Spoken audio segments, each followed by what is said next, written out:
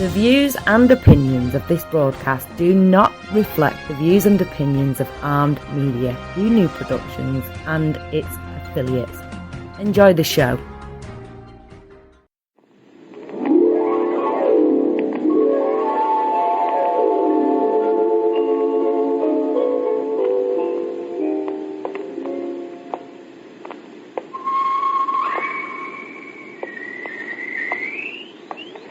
Quick and easy, never greasy.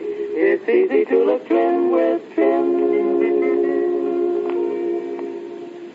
Men, you're using your head to get ahead when you groom your hair with Trim Hair Tonic.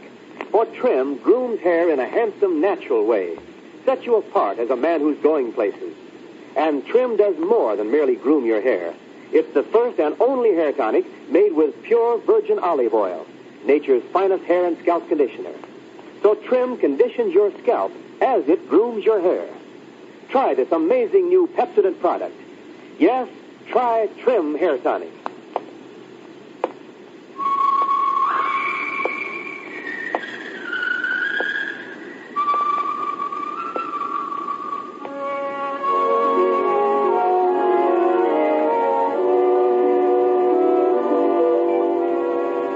The Saint, based on characters created by Leslie Charteris and known to millions from books, magazines, and motion pictures.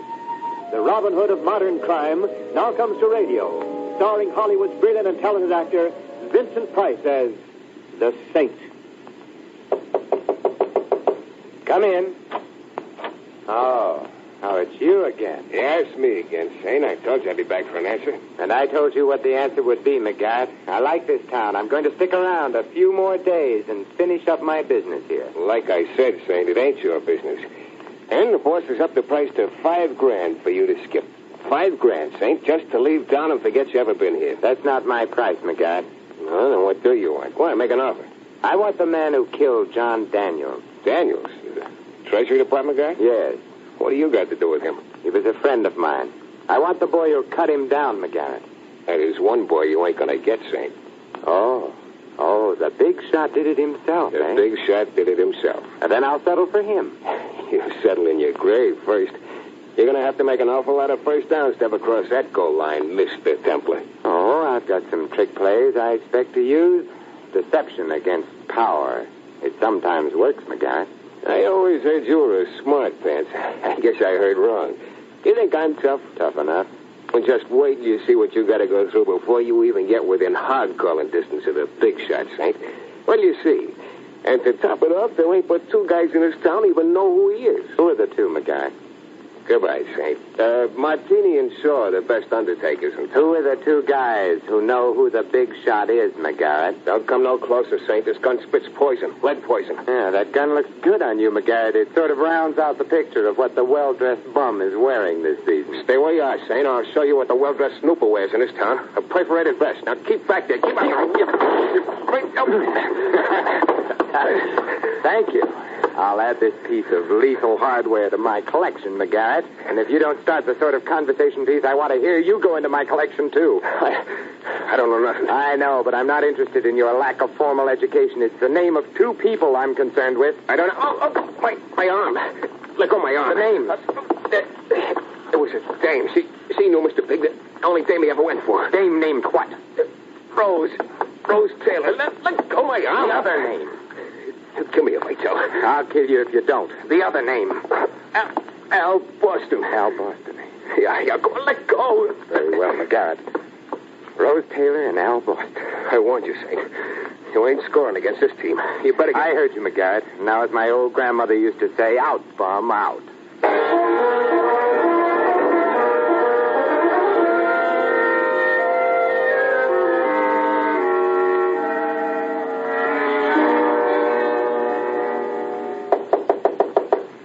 I'm coming. Do I know you? Not yet, Rose. Not ever. Come now, Rose. Is it polite to shut the door on a man's toes? I give you my word I'm not a brush salesman. Why, I haven't got a brush to my name. Then I'll give you one. Scram, mister. I don't like snoopers. Stop pushing you. All right, so you're in. So what do we do now, dance? Yes, or sing, perhaps. You couldn't buy a song from me. Not even a little song? A man's name? Who? The man behind the men behind the guns, Rose. Mr. Important. That's no small music, mister. That's the whole opera. Are you afraid of him too, Rose? In this town, the best way to stay healthy is to stay afraid. I'm scared of everyone, mister. I'm even as scared of you. Maybe I should have taken off the pumpkin head when Halloween was over, like the rest of the children. You've got a bug buzzing inside you, mister. It's going to get you killed unless you stop it from asking the wrong kind of questions. What's your target, anyway? My target? The electric chair.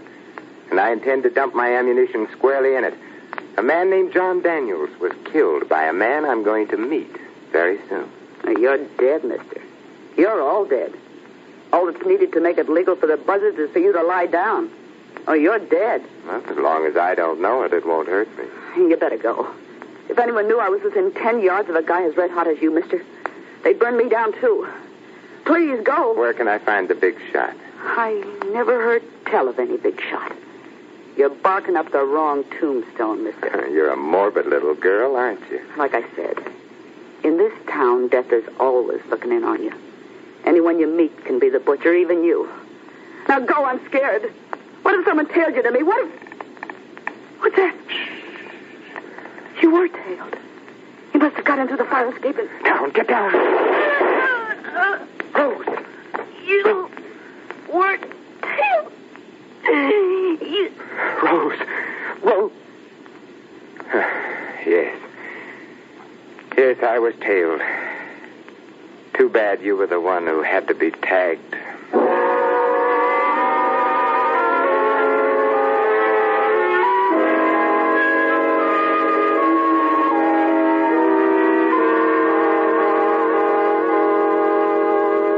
Well, Mr. Templar, I'm glad you decided to visit the office of the district attorney voluntarily. It does save you the embarrassment of my picking you up, doesn't it? Yes, Mr. Richards, but it also saves you the embarrassment of trying to pick me up. Why this sudden desire to entertain me, Mr. Richards? I'm not entertaining you, Saint. I'm holding you for murder. I repeat, why? You were in the same room when Rose Taylor was killed. So the least I can do to uphold my oath of office, Mr. Templar, is to jug you. As, shall we say, a material witness? It's nice material, Mr. Richards, but it makes a badly fitting suit. Why was she killed? Because she was one of the two people who knew the name of your local head crumb bum. She told you? I wasn't given enough time to convince her that she should before someone decided it was the 4th of July. But there are other ways to search him out and make sure he keeps his date. His date, Mr. Templar? Yes, with the chair that men sit in only once.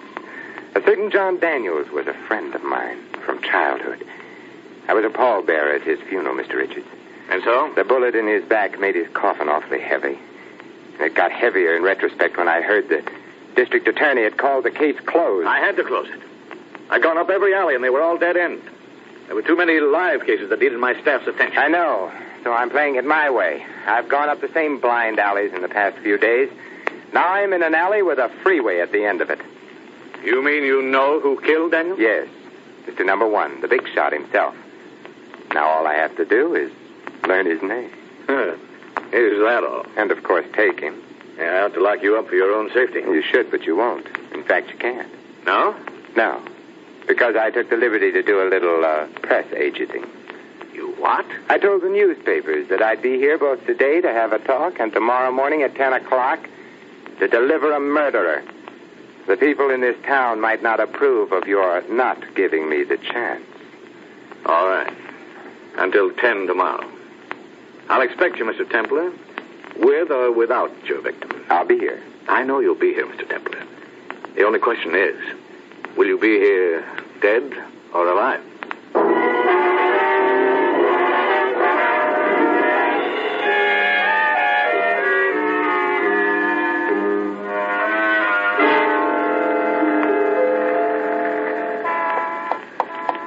Templar. Simon Templar? Yes, Oh, you startled me. For a moment, I thought you were someone else. Who, Mr. Templar? Someone who couldn't possibly walk up to me on the street. Who are you? Her sister. Rose Taylor's sister? The late Rose Taylor's sister, Mr. Templar. But does one call you Saint? It doesn't matter. Why did you kill her? There's only one possible answer to that. I didn't. I don't believe you. No, don't reach into that pocket, Saint. Not unless you're completely bored with life. Bored? Oh, on the contrary. So far, my life with you has been one continual round of excitement. Next, I suppose you'll suggest we fly away to the Cosmos. Something like that. Only I had the bar up the street in mind as the place to fly away to. I don't drink with people I don't trust.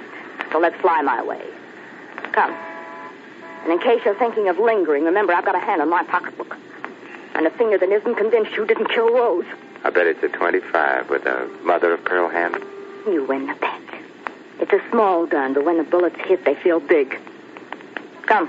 Where are we going? Someone wants to see you. And you were delegated to haul me in, a mere girl with a mere 25. I wasn't delegated, mister. I begged for the job. I'm flattered. Don't be. I begged for the job because I was hoping you'd try not to come. Rose was my only sister. Come on, come on. One more question before I decide whether or not to be shot or hijacked. Whom are we calling on? Al Boston. I'm his secretary. He wants to see you. Rest your trigger finger, lady. That's exactly what I feel like doing, too.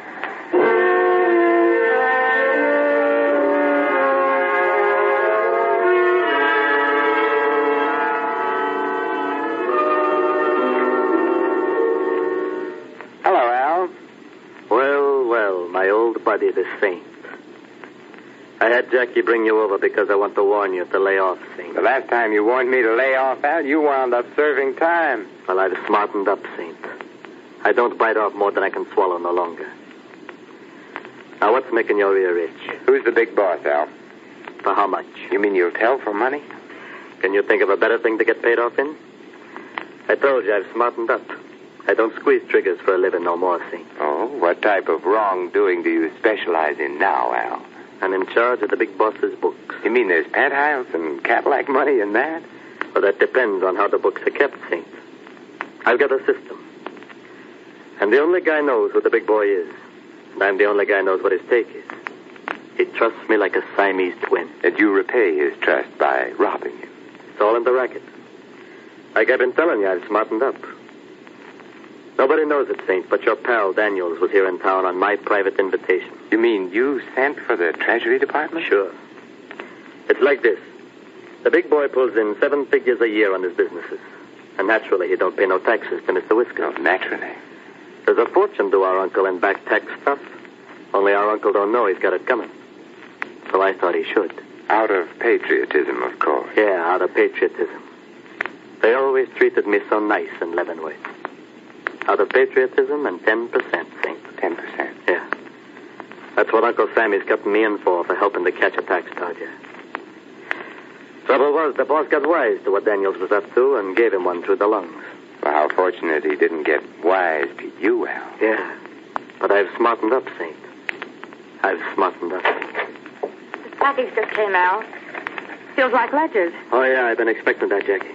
I better get into these books right away. I'm going out. Goodbye, Al. Goodbye. Another set of books to juggle, Al? Yeah, from one of the joints. I better open this up and see which one. Al, drop it. Get down. Al. Oh. Like I told you, Saint. I've smartened up. Yes. You've smartened up, Al. But I'm afraid someone else is just a little smarter.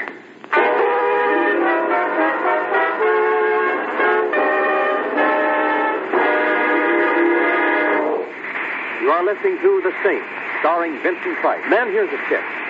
Top off your grooming in tip-top style. That's right. Use new Trim Hair Tonic to make your hair look its handsome best. You see, Trim Hair Tonic grooms in a new, natural way because it's the first and only hair tonic made with pure virgin olive oil, nature's finest hair and scalp conditioner. Yes, Trim is Pepsodent's sensational new hair tonic development. Trim Hair Tonic brings you pure virgin olive oil to condition your scalp as it grooms your hair. You can see the olive oil in Trim floating right on top. Just a few quick shakes spreads it completely. So Trim gets pure virgin olive oil right on your scalp, where good hair care starts. Massage for just 30 seconds. Then note how Trim's conditioning action relieves dryness at once, checks loose falling dandruff, leaves your scalp wonderfully refreshed, your hair perfectly groomed. And you'll like Trim's clean, fresh fragrance. The way it's quick and easy, never greasy. Yes, Trim keeps hair looking neat and well-groomed in a handsome, natural way. So try Trim Hair Tonic now and condition your scalp as you groom your hair.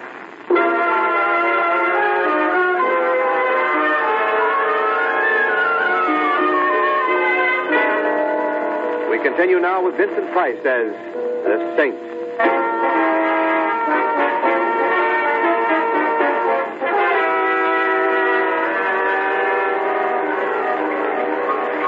Another bourbon old-fashioned, please. How many do you think it'll take to drown out the explosion in your ear, Jackie? So you followed me, Snicker. I was afraid you might. Little girls who don't want to be followed shouldn't wear Chanel No. 5 and strapless evening gowns, and particularly the latter. And they shouldn't carry bombs around either. You can't pin that on me. As long as you're wearing that particular evening gown, I'm inclined to believe you.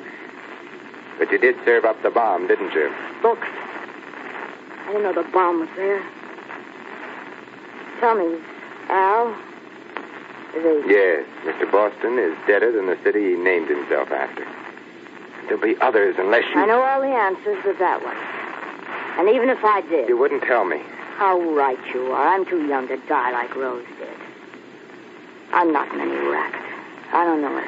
It's amazing how few people in this town admit to knowing anything. Must be graft in the public school system. No. It's fear. The nervous system. The only thing people in this town aren't afraid of is getting arrested. There have been cities like this before, Jackie. And in 9 cases out of 10, when the local Mussolini was eliminated, the lesser rat scampered off the ship. That's a big hunk you've bitten off of yourself, Robin Hood. I wonder if you can swallow through. Goodbye. You're leaving? And I was beginning to enjoy our conversation. Also the Chanel No. 5 and everything else. I noticed you were enjoying yourself. Pleasant memories. Where are you going? I'm going to find a safety zone. I'm leaving town. Don't be surprised if you get a postcard with a picture of the Arch of Triumph. Goodbye, Jackie. And good luck. You're the one who needs the luck. I hope you get him. Rose was a good kid. I'll get him. She was a good kid. And thanks for the night's fat tip. Tip? I don't know what you're talking about. Be careful how you use it.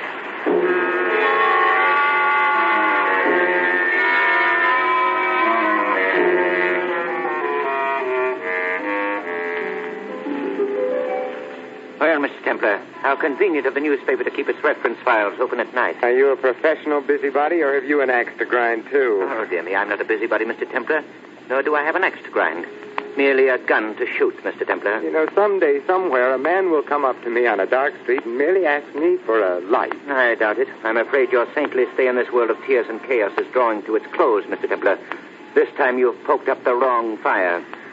You seem nervous, Mr. Templar. Who are you? Does it matter? We'll be acquainted such a short time. Well, I'd just like to know who it is that I am to come back and haunt. Very well. I am known to the exceedingly few who know me as the Professor. The Professor?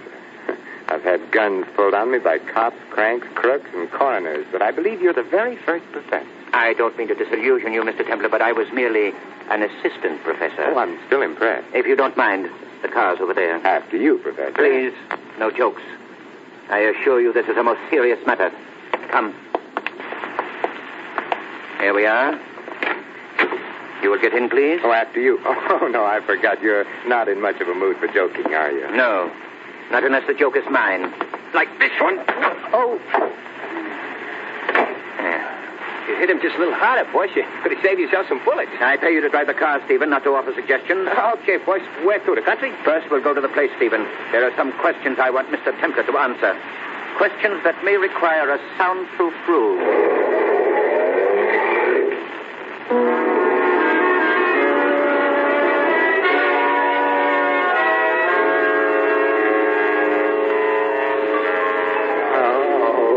Wake up, Mr. Templar. Oh, so there really is someone like you. I didn't think I deserved that bad a dream. Bloody but unbowed, eh, Mr. Templar? For a moment, I was afraid I might have been a trifle too energetic on your skull. I hate to boast, Professor, but my skull's been creased before by experts. In fact, it has more treads in it than Goodrich puts in his tires. Still fond of your little jokes, I see. How unfortunate they must be wasted on me. You see, I'm a humorless man. And so I've noticed. I brought you here to ask you some questions, Mr. Templar. You should have warned me, Professor. I'm afraid I didn't come prepared for a quiz. I have various means of preparing you, Mr. Templar. So to begin, to whom did you describe your suspicions concerning a certain man's identity? Certain man? You wouldn't be meaning the big man, would you? The head rat? I have reason to believe you know who he is. Whom have you confided in? Not prepared, Professor. Oh. Shall we try the question once again? Yes, but something tells me you'll never pay me the $64. Oh. I can't tell you how impatient I am for your answer, Mr. Templar. You see, after you finish talking, I have other things planned for you. How nice of you to take me, a mere stranger, in tow like this. I must remember to return all your courtesies when you untie me. Oh, talk. Certainly. But to the district attorney. Yes, I read about your boast to emulate the Northwest Mounted by bringing in your man to the district attorney. A pity you won't keep the date.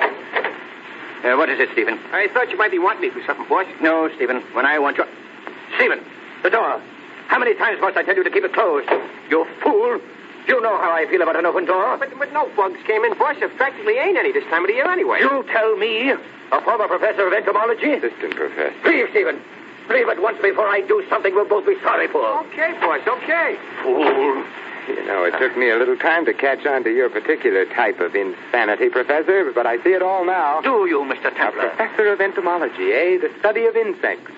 And you studied them so hard, Professor, you're cracked. Silence. You're not in the classroom now with your students and your specimen bottles, Professor. You're in the big leagues now, in the World Series, Professor. You got to know everything there was to know about insects, didn't you? You knew them so well you became afraid of them. Shut up. It is something to get afraid of when you turn your imagination loose on the subject, Professor. When you consider how many millions of insects there are for each human being. Stop it! I said stop it! There's a fly on your sleeve, Professor. Stop it! And I think I just saw a mosquito. I said stop it! Look, a moth. No, stop it! Over there. Stop! Crickets, Professor. Roaches, locusts, spiders. Spiders. You'll have to untie me if you want me to help you. You'll have to, Professor. Grasshoppers over there, Professor. And there's the centipede. The ropes, Professor, the ropes. Yes, I'll tell you. Oh, help me. Help me. There. Now you can save me. Oh, please help me. Certainly, the first thing to do is to get all these crawling, sliding things out of your mind. Oh, that's easy. All you have to do is relax. Looks like I'll be able to keep my date with the district attorney after all, Professor. My old grandmother used to say, "That's to you."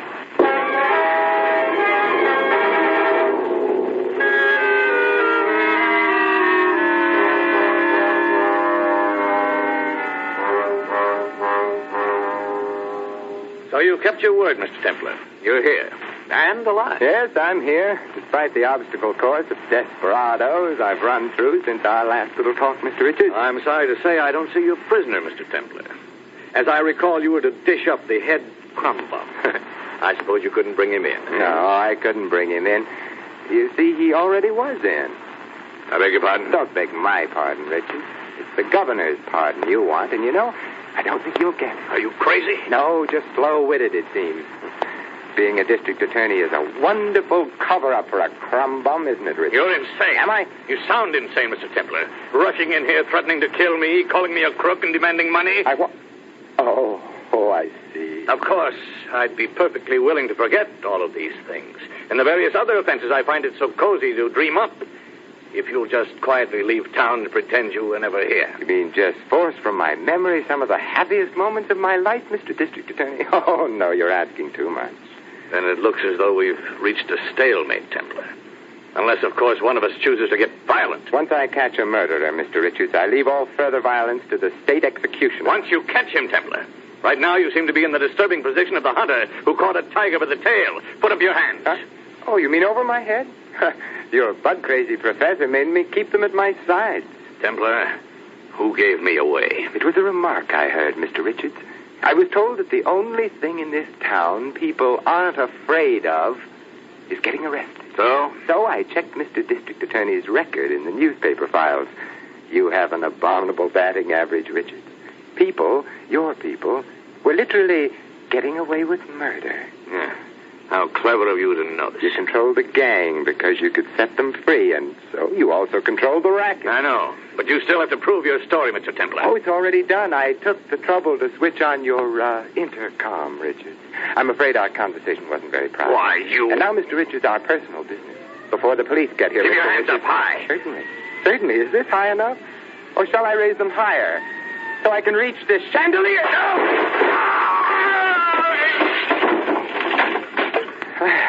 Have a nice nap, Mr. Richards. I'm sorry I tore up your chandelier, but my old grandmother always taught me to put out the lights before going to sleep.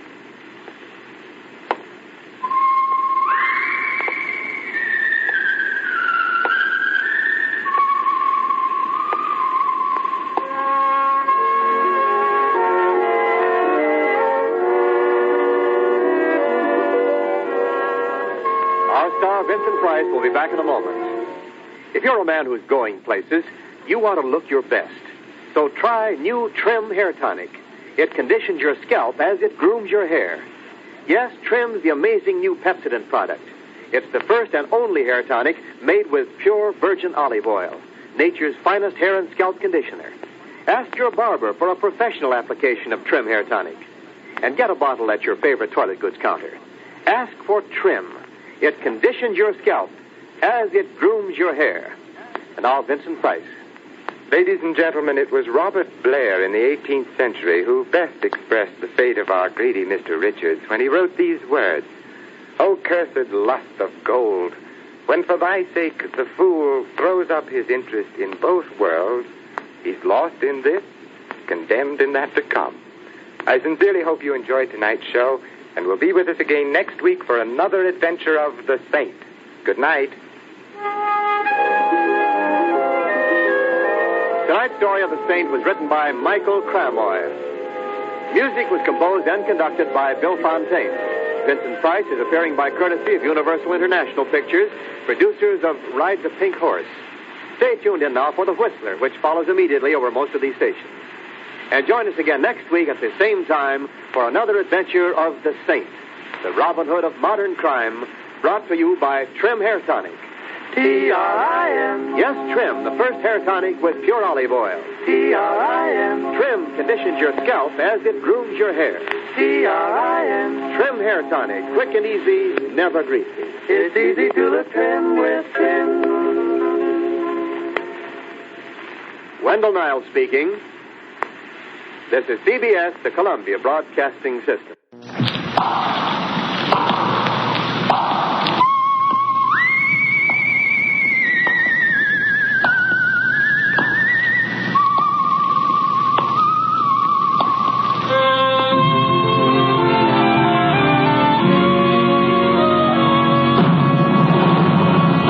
The Adventures of the Saint, starring Vincent Price.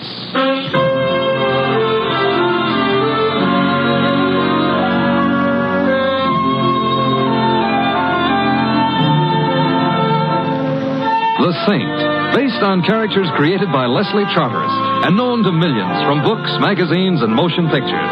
The Robin Hood of modern crime now comes transcribed to radio, starring Hollywood's brilliant and talented actor Vincent Price as The Saint. Come in. Hi, Mr. Temple. Oh, hello, Louie. Where are you? I'm in my room. I'll be ready in a minute. Hey, wait till you see my cat. I gave it a bath for Christmas. Well, congratulations. Yeah. Look, I don't want to rush you, but if you don't hurry, Christmas Eve is going to be already Christmas morning, and what'll all them tots think? Oh, them tots will be singularly fortunate. However, all I have to do now is get my whiskers on. There. How do I look? Mr. Templar, if I didn't know you was Mr. Templar, yes? I wouldn't know who you were. Louis, don't I look like Santa Claus? This may come as a surprise to you, Mr. Templar. Santa Claus is fat. Oh. You're not fat. Oh, well, hand me that cushion from the couch, huh? Okay. Here. Yeah, thank you. Now then. How's that? Now say ho, ho, ho. What for? Santa Clauses always say ho, ho, ho. Oh, I see. Ho, ho, ho. Well, anyway, you look like Santa Claus. Hey, Mr. Templar, whose idea was this? Mrs. Winterbottom's. Oh, the dame who annoys tots on Christmas Eve. Mrs. Winterbottom is a very well-known philanthropist, and every Christmas Eve she collects hundreds of small children and feeds them. Yeah. Who feeds them the rest of the year? Don't be bitter, Louis. Sorry. At least I ought to give the little tots a laugh. Yeah. And I suppose there is something to be said for Mrs. Winterbottom. Don't say it now. Don't worry. There's something to be said for Santa Claus, too. He does go around filling stockings. Yeah, I know, a blonde. Shouldn't say that either, huh? No. Someone at the door. Louis, would you mind? No. It's probably one of them tots. Correction. It's a tot 20 years later. Get in. I'm already in. Back up. I'm backing up. Thanks. Now reach, gents. Hey, you know, that gun in her hand looks loaded. Now that you mention. Reach. For what? The chandelier. I can't. Why not? No chandelier. Oh, a wise guy, huh? If you're going to shoot me, I insist on knowing your name. Just call me Sally. Sally. And your last name? Never mind that. How would you like to get plugged in the... Bread basket? Where? Oh, let's pass lightly over that. I wouldn't like to get plugged anywhere. And shut up. All right. Where is it? Right down the hall. Are you trying to be smart? Not especially. So it's going to be like that, huh? Like what? Now you listen to me, Fats Boylan. Huh? You shut up, too. I didn't say anything. Well, shut up anyway. I'm shutting up. What was I saying? You just finished calling me Fats Boylan. That's right. That's wrong. I'm not Fats Boylan. Ha. Well, it helps keep the conversation Look, going. Fats, are you going to stop stalling and hand over the stuff, or will I have to shoot? Since I am not Fats Boylan, and since I have no stuff to hand over, I'm afraid you'll have to shoot. Mr. Templar, that could be fatal. You keep quiet, punk. Who's a punk? You're a punk. Mr. Templar, am I a punk? Well, Sally is just a little confused this evening, Louis. Confused or not, she shouldn't call me a... Shut up.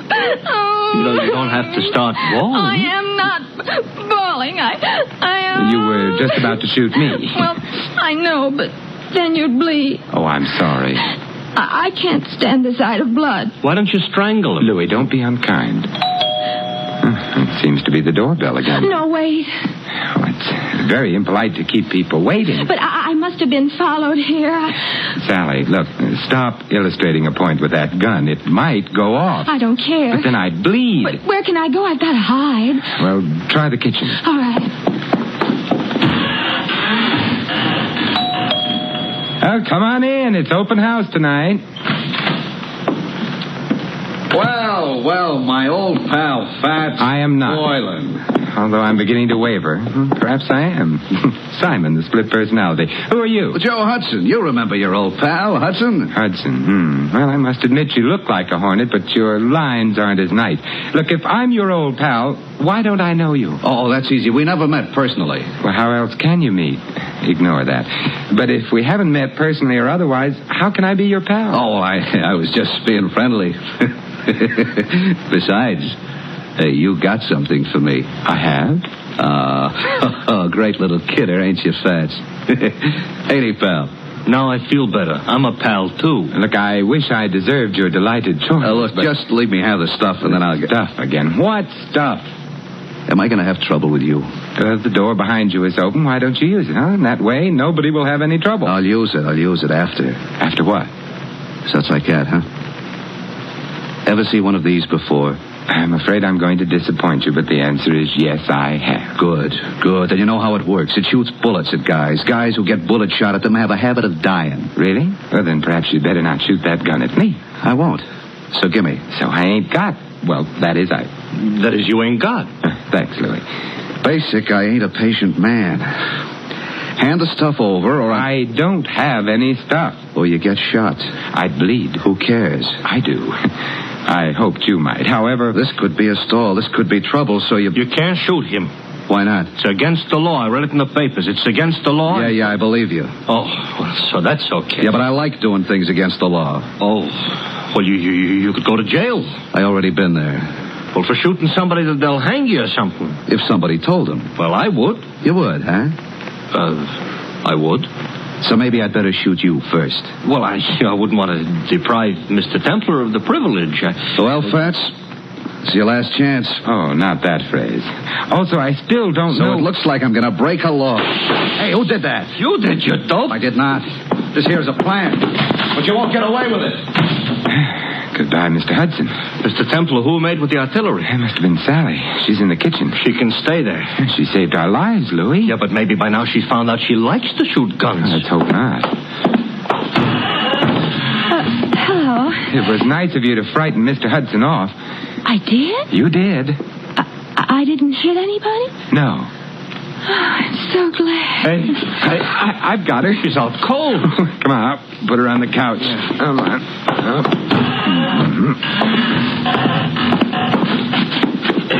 It's a little late, but somebody ought to mention she is not a bad-looking dish.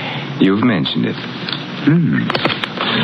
Looking for smelling salts in her bag? No, identification.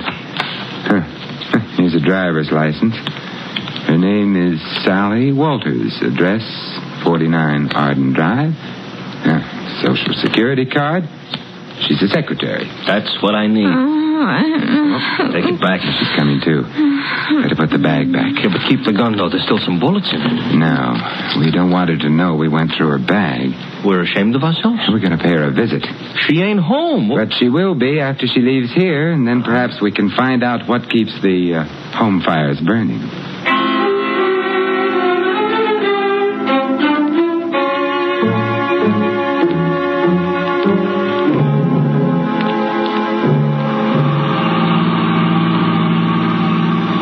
Sally was in kind of a hurry leaving us.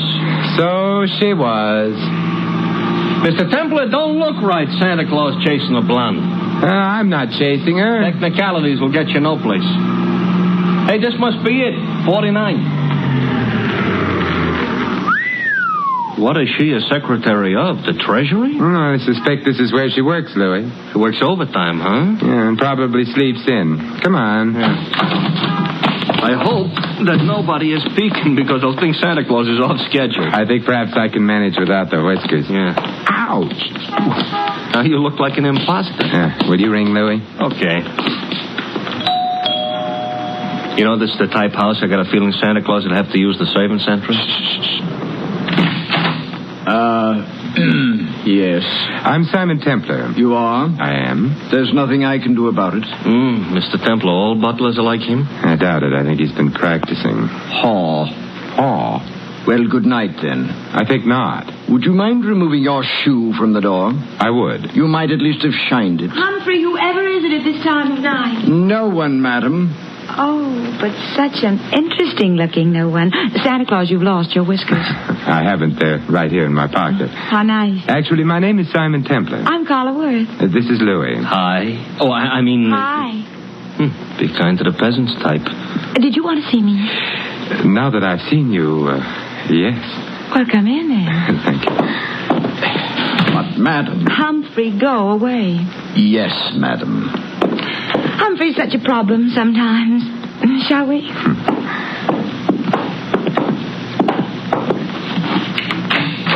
Nice?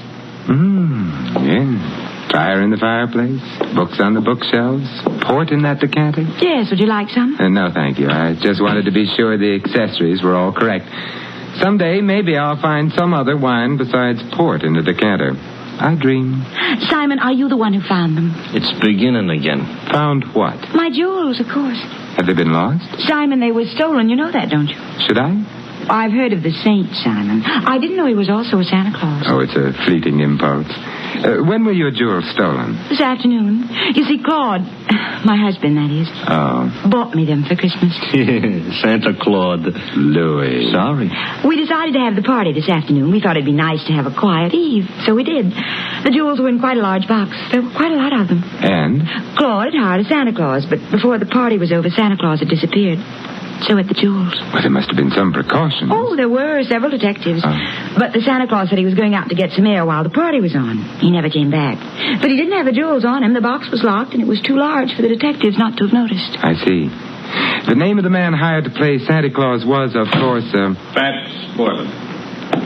And who may you be? Claude, this is Simon Templar. And Louis? I know neither of them. Snoops, obviously. Get rid of them. Claude likes to behave as though he were an emperor on occasion. The box wasn't found anywhere in the house? The jewel box, no. The jewels were insured? Naturally. It's none of your affair. I shall speak severely to Humphrey. He should never have let you in. I let them in, darling. So now he's going to speak severely to her.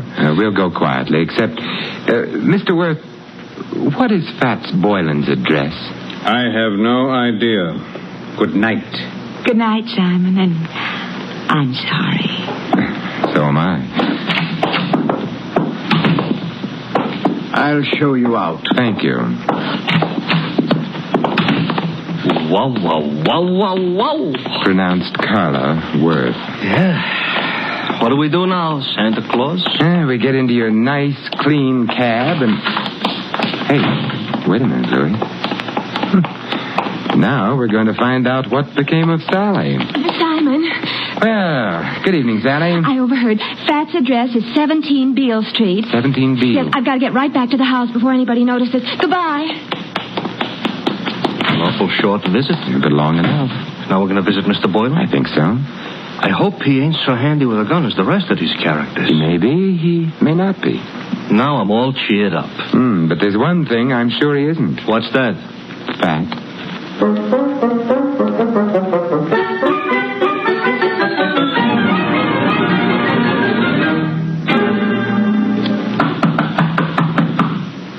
Quite a change from the Waits dump. Now this is a dump. Yeah, and Mr. Boylan would seem to be shy. Mr. Templar, you said something about the one thing he wouldn't be was fat. Why, because he was called Fats? Not exactly. Louis, I'm worried. Hey, the door was open. Yes. Maybe that means our bird has flown? Maybe. Come on, let's go in. Okay.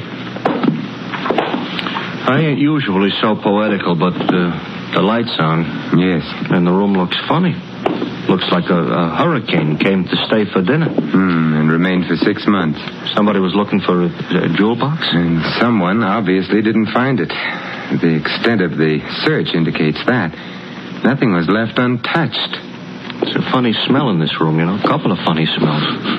Yeah. One's perfume and the other... Gunpowder. Huh? Gunpowder. That's why I ain't been looking behind any pieces of furniture. It really wasn't very far to look, Louis. Huh? He's behind the daybed. Fats? Fats, Louis. He ain't doing so good? He's dead. And Louis... Yeah? He wasn't fat.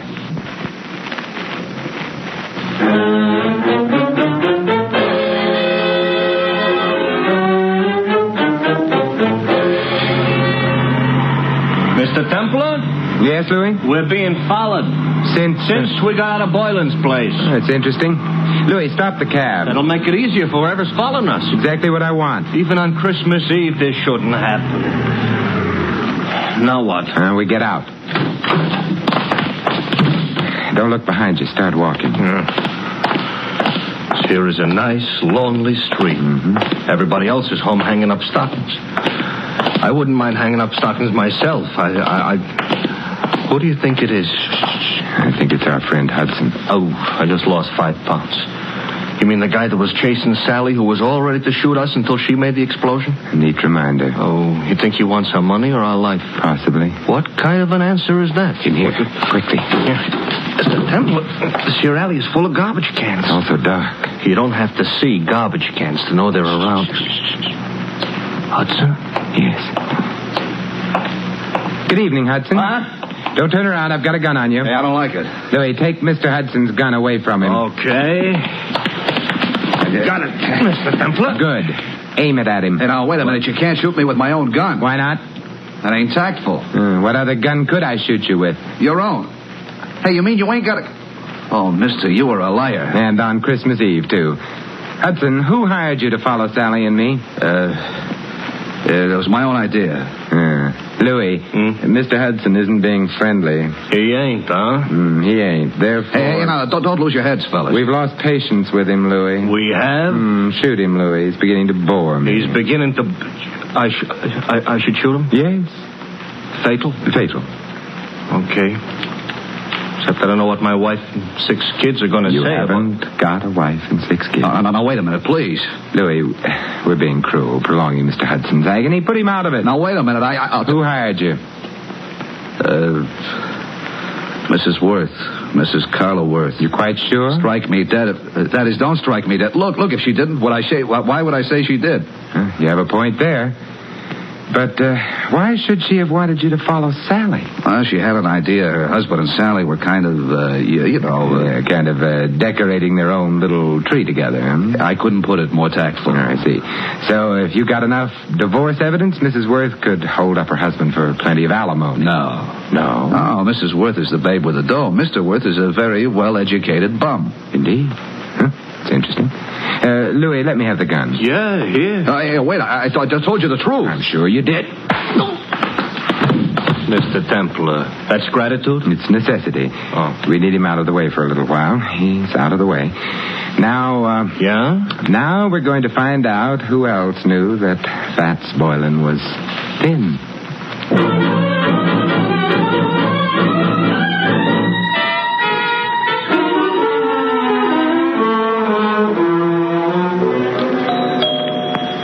You know, if we visited often enough, I might even get accustomed to this joint. You might also start confusing yourself with Grant.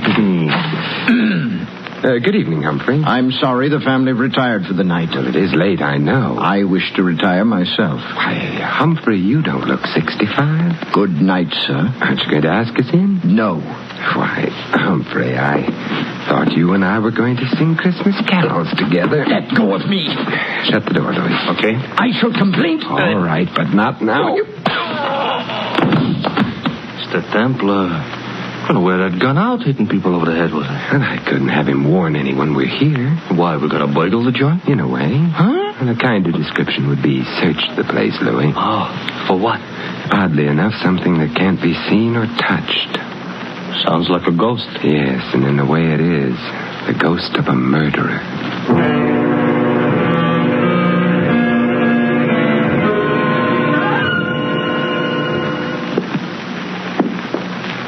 It's the night before Christmas, all right, but a creature is stirring. A couple of creatures, us. Yeah, we've covered all the rooms on the other landing. Therefore, the bedroom should be here. And therefore, this should be someone's bedroom. Let's go in. We're sleepy? Now, if I can open the door softly enough and look in. Moonlight through the window. Yes.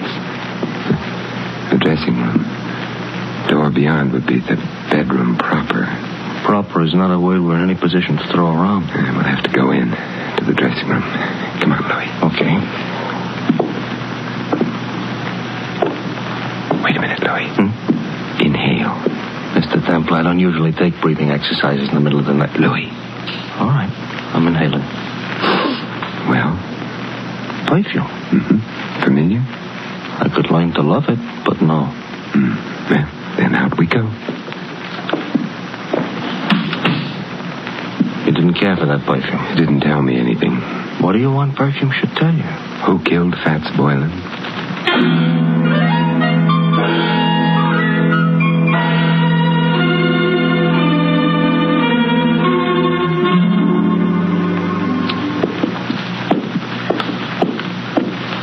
Another bedroom. We go in? Naturally.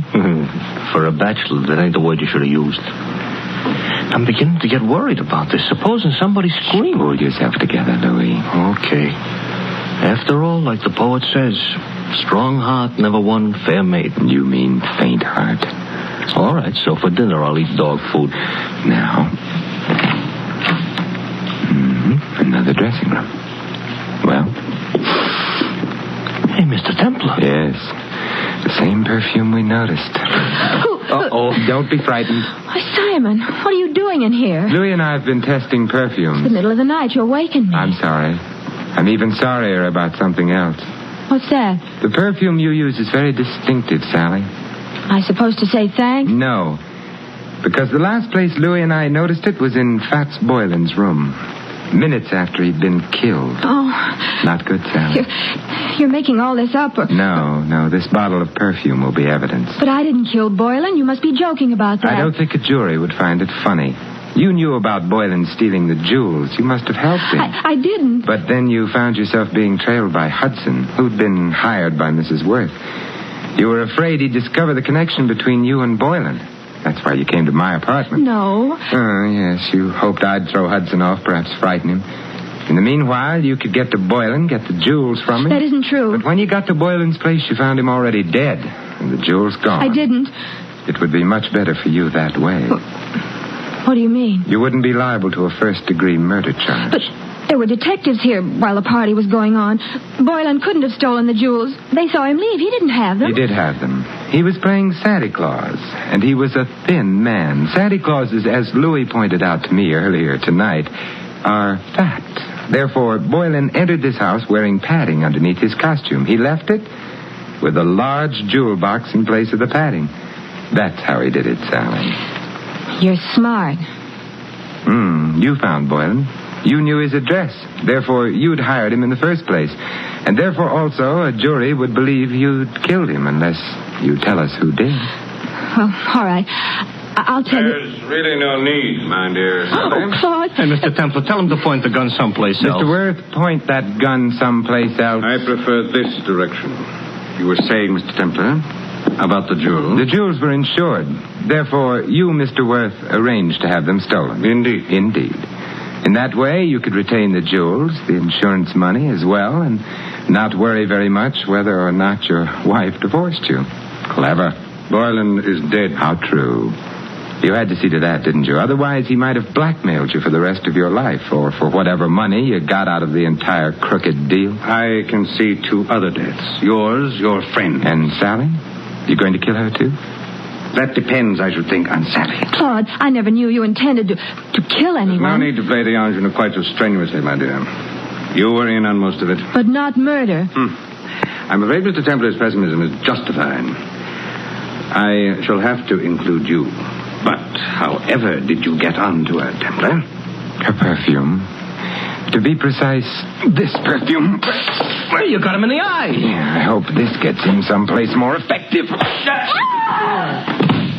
Mr. Templar, the trail of unconscious bodies you're leaving behind you tonight, if laid end to end, yes, Louis, would look terrible.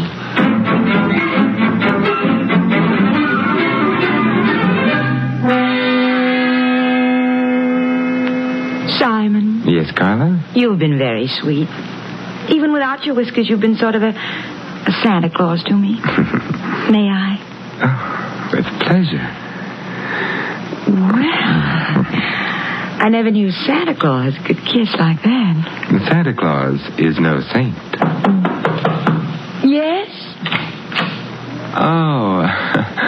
Hello, Louis. Mr. Templar, you better put on your whiskers. You forgotten all about Mrs. Winterbottom? Mrs. Oh, well, the hour is past midnight. The tots have undoubtedly tottered off to bed by now. Louis, you may tell Mrs. Winterbottom. I know. That the saint ain't no Santa Claus.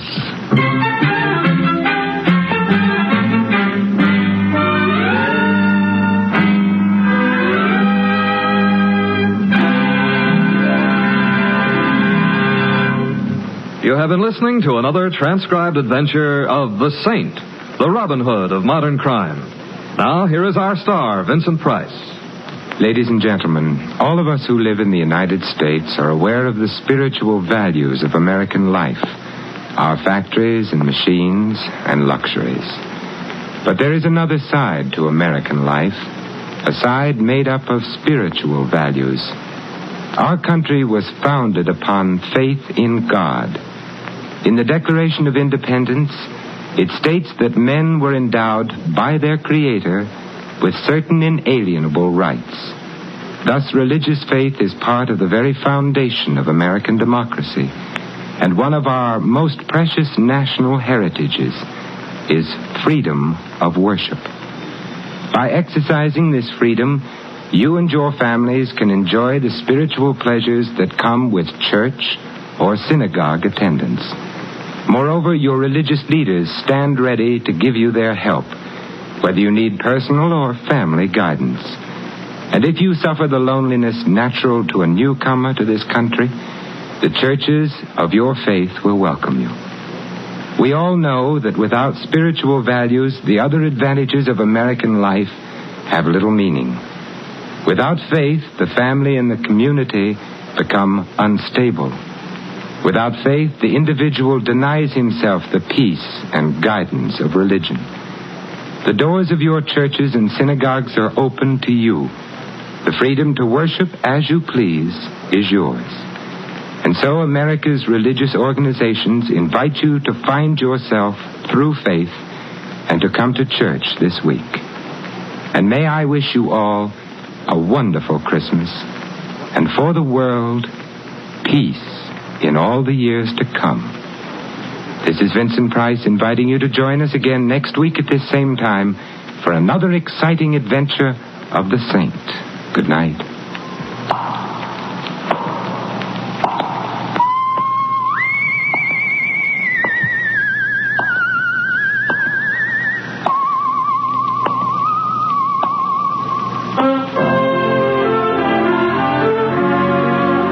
This adventure of the Saint was written by Louis Vittes. Our cast included Mary Shipp as Sally and Betty Lou Gerson as Carla. Hy Everback was Hudson, Ted Osborne, Claude. The butler, Stanley Farrar. Louis is played by Larry Dotkin. The Saint, based on characters created by Leslie Charteris, is a James L. Safier production and is directed by Helen Mack.